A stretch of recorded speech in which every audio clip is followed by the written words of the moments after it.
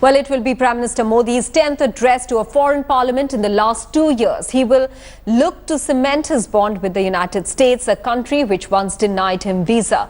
The world will watch as leaders of the largest democracy will address the US Congress. Here is a report on the significance of Prime Minister Modi's address to the Congress.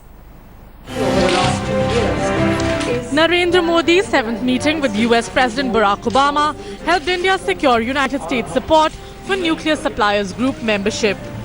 MTCR हो, nuclear suppliers group हो, इन सब में हमारे मित्र Obama ने मुझे जो मदद की है, हमेशा हमारा समर्थन किया है, इसके लिए भी मैं हमेशा उनका आभारी रहूंगा. And now all eyes will be on Prime Minister's address to a joint session of the US Congress, where he will look to woo the United States lawmakers. On Prime Minister's agenda for crucial address will be current global challenges, terrorism, defense and climate change. Modi's address to the Congress is also seen as the final step in Prime Minister Modi's political rehabilitation in the United States after he was banned from entering the country in 2005. Every Indian Prime Minister who has served a full term has been invited to address a joint meeting of Congress. Rajiv Gandhi in 1985, Narasimha Rao in 1994, Atal Bihari Vajpayee in the year 2000 and Manmohan Singh in 2005. And now, Narendra Modi will become the 5th Indian Prime Minister to address the joint session. In a clear turnaround of events, Prime Minister Modi will address the very Congress which once prohibited him from setting foot in the United States. The world will be watching Narendra Modi's big-ticket speech as US embraces the leader of world's largest democracy. Bureau Report, India Today. Well, in Prime Minister Modi's address at the 41st United States India Business Council meet in Washington.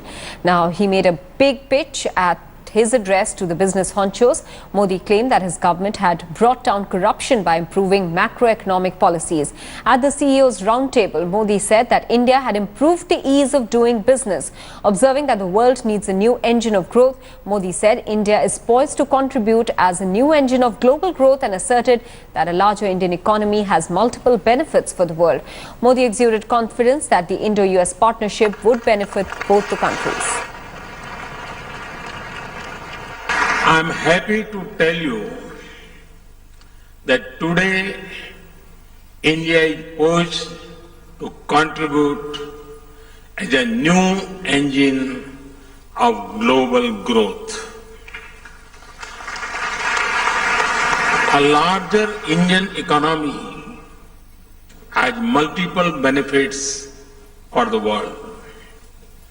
Obviously, India presents a large and growing market, but India is much more than a market. India is a reliable partner, a source of high-quality scientific, engineering and managerial talent, a crucible of development ideas and experiments, an efficient source of high-quality R&D, and a testimony that democracy and rapid growth can coexist. As India embarks on a new era of development, it needs to learn much from America's tradition of entrepreneurship and innovation. A frontal attack on corruption. Let me start with my macroeconomy. Since we took office, inflation, the fiscal deficit and the balance of payments, current account deficit have all fallen. GDP growth, foreign exchange reserves, stock market valuations and investors' confidence have all increased. Meanwhile, it was the 7th meeting between Prime Minister Narendra Modi and US President Barack Obama. After securing Swiss support, now Prime Minister Modi has successfully bagged the United States' backing for India's NSG bid. Prime Minister Modi thanked Barack Obama, saying that the United States has always backed India's bid to get a seat at the nuclear high table. Other issues discussed at the meeting were economic relations, cyber security and clean technology. Outlining the need to strengthen ties further, President Obama said that wider cooperation between India and the United States will be helpful for developing countries of the world. I think it was a great visit, a lot of really important outcomes, from civil nuclear cooperation to defense, identifying India as a major defense partner, to commitments on clean energy in the economic area, opening of new consulates. I think it has something for everyone.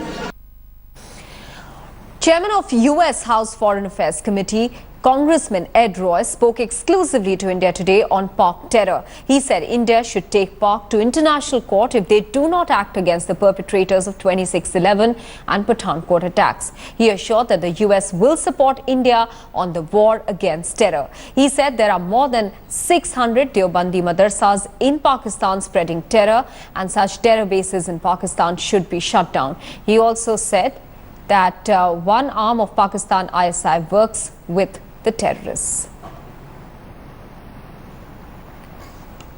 Joyce Pepin, a Republican majority leader in Minnesota House of Representatives, now joins us for more. What are you hoping to be the big takeaways from Modi's US visit? I think just continued improvement in relations between the United States and India is a major goal, working towards defense, and we have so many similarities with where we're at as the two largest democracies. So I think just continuing and building on the relationship that the two countries have together. But you know, really, Joyce, it was Republican George Bush who worked out the civil nuclear deal with India, and we've seen highs and lows follow that too. How do you see the transformation now with Modi addressing the Congress in a short while? You know, I think that it'll continue to move forward, and I think that a lot of progress has been made, and I think it will continue to move forward despite who wins the next election. The next president will continue to work on it. You know, the big question on many people's mind is that Obama is now essentially lame duck, but can he still work phones for India's NSG bid? Where does the relationship head if Mr. Donald Trump were to become the next president? No, I think it's unknown a little bit where he stands on much foreign policy, but I think that largely after the election, if he were to win, I think that he would head in much the same direction. So I think that regardless of Ms. Clinton or Mr. Trump comes into power, I think the results will be very similar at the end of the day. Joyce, you know, but nobody can deny the fact that Trump has been making several divisive comments, even on India, and mocked BPOs. How will his policy be towards India and the region?